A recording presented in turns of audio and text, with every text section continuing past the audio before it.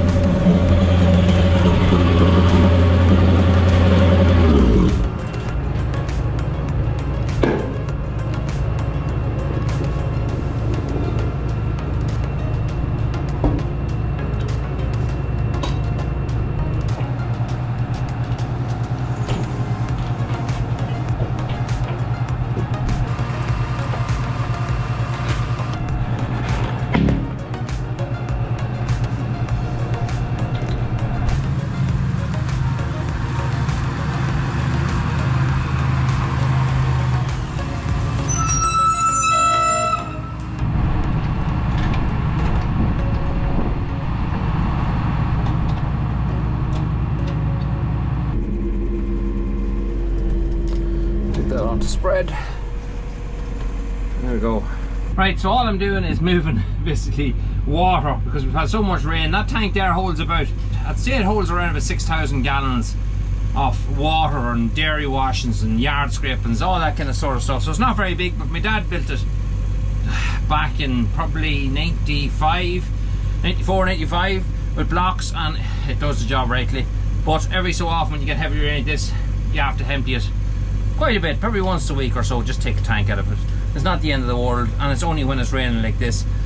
But I find it handy because I need water anyway. 2 of these tanks, that tank in the corner there, you might remember when we were putting out our slurry, I did mention, I think, that tank had got very thick. So putting the water from there into that tank saves me doing a run just for water. I can just use what came out of that there, which basically is water, and pour it in there, and that will 2 boards with 1 stone. Because with a drill bar now, you like the stuff to be as watery as possible. So I don't mind the water getting into the tanks or putting water into the tanks, because it's all benefiting me throughout the summertime. We're in a workshop now, and anytime I get a chance, I don't know if you can hear the noise, but it's pouring rain outside, and wild and windy and everything. So I have some stuff already done. I have my tool chests already brought up from the other shed. This Ryobi you see here, a very inexpensive drill. I've had that for about around 3 years, I'd say, and I've never really used it. And the reason being is I've never had anywhere really to put it. You remember what the tool shed was like down there, and you might have seen this in the corner. I actually bought that in America. I bought it of another YouTuber who had links and stuff up. He was fitting out a garage, I cannot remember, vintage something. I paid €65 for that. I remember paying that for it, alright. Not a bad deal. Ryobi's fairly decent enough. And I think I'm going to leave it there, because it sits there absolutely fine. I don't think I'll have to move it, so we'll probably just bolt it down exactly where it is. But one thing I did want to show you was we got our shelf in here that's behind you of Rack Zone. This was also in that package for that video, but I couldn't make the video on it because I wanted to get the bench in first so I'd see where I needed to put it. But this was part of that package that was sponsored to us in that video. And this is just basically a pegboard. You just screw these to the wall, which we're going to do now. And then you've got loads of little fittings and things. You'll see them all now in a wee while. So we'll just fit that now and get it up. 73.5 inches. So that would give us half, that would be 36 3/4.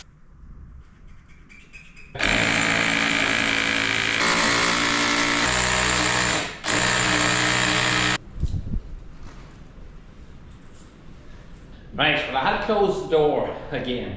It's a bit darker now because the wind that was coming up there, just, yeah.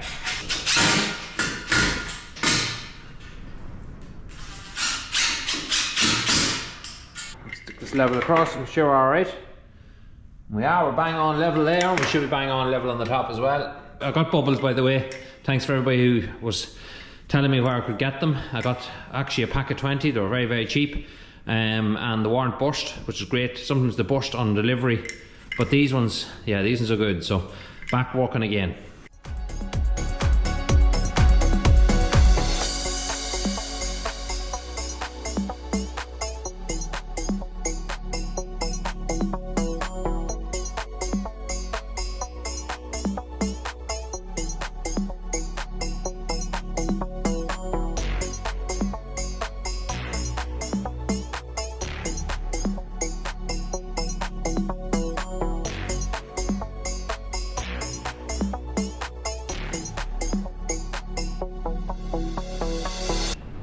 Alright, so there it is. I'm just after arranging the stuff. I'll probably have to move it again anyway, but just to give you kind of a look at how it's supposed to be. There it is. That's all the pegs. You just hook in. They're all various different lengths. Nearly in every other workshop you'd see online or whatever you'd be watching, you'd normally see a pegboard of some sort. I like this for the drill bits right beside the drills. That is very, very handy, just keeping all the sizes together. I might actually rate the sizes on them, but sometimes a lot of the jobs I do I just eyeball it anyway, so maybe it'll work the best. Anyway, I'm going to bail on to the next job. So now we're in the calf house, and something I want to show you that you would have seen on the thumbnail, and that is a Belgian blue heifer calf that was born 5 days ago now. And between my father and myself looking at it, definitely I'd put it right up there to one of the biggest calves, if not the biggest calf we've ever had on our farm. And you can work it out for yourself. Camera, they say add 10 pounds, but in this one here, I don't think the camera does that calf justice. It's an absolute brute, and it's just muscle the whole way down his back. Serious lump of a calf. You compare a calf here that's beside it. If you can get this young girl here, heifer calf, to move back. That girl there is about a week older than that calf, but a different style. You see, that's the type of your heifer calf, a narrower body. And there's another calf there. It's a bit younger again. But then when you see the leg of this buck here, just an unbelievable calf. Now, any of you that follow us on Instagram would have seen the cow going in to have this calf. I always update stuff like that on Instagram, but that cow that had her calved with ease, I thought she was carrying twins. I said that on our Instagram, but then I showed her shortly after being calved, and no problem for the size of it. No problem at all. And the bull we used the year, they're all marked the same. They're a darker blue. But even when I was feeding her, the width of her head, the width of the shoulders, the neck and all, it felt like I was feeding a calf that was over a month old. But that's it. That was the end of that. And there's a little calf that was just born there about an hour and a half ago. I put her in because the mother was quite rough with her. I was throwing her around the place on the ground, so I took her away just for her own safety a lot quicker than I'd normally take them away. I'm going to be feeding it now in the next few minutes. But they're all heifer calves, bar that Belgian blue. Up here, where our other calves. That's our other batch of heifer calves there. Some of them don't like to keep the jackets on them. We're starting to remove jackets of the older ones now anyway, because the weather is starting to slightly get milder, so we can get away with doing it. But it has been very cold up until now. We're hoping, fingers crossed, it quits raining and it gets a little bit more milder and we can get cows back out again because they're all indoors again. Right, so before we end today's video, you might have wondered, going by the title, I said the first thing, or the first time this has ever happened on our farm, which it is. But did you guess what it is? Or did you wonder, was I going to finish this video without mentioning it? We had a heifer calf today, and everything was grand. Everything was normal. Calved about 3 o'clock today. And then we came out to do our milking. Well, I was fencing away almost today, but we came out to do our milking. Nicole came back into me, and Nicole says, Daddy, that heifer's after having twins. And Nicole is messing me every so often. And she was saying it while she was laughing because she knew I probably wouldn't believe her. So we couldn't figure out whether who was messing or who was, you can hear her laughing in there now, who was laughing, or was she playing a prank on me or whatever, because I was there, no, not a heifer, she wasn't, no way. Well, yes way. This is the first ever time a heifer on our farm has had twins, and they're twin bull calves. It's not completely rare maybe on other farms, but to us, first time I've ever seen it. First time we've ever in the history of our farm ever seen a heifer have twin calves. So that's it, that's our bit of news, and it's a good way. Everything's perfect and healthy. We just have to bed out this calving pen. I'm going to leave the two of them here with her tonight. They have sucked the devil out of her, and I don't think she has enough milk. So we do have milk in the freezer, which we're going to thaw now at the minute, and we're going to give them a little bit of milk because they're sucking away there. That one at the back is. I don't think she has enough milk to feed two of them, so we're just going to give them a quick top up. But otherwise than that, it's a good result. It's something we never had in our farm before. Thought I'd share it with you. Nice way to end the video. Talk to you in the next one, guys.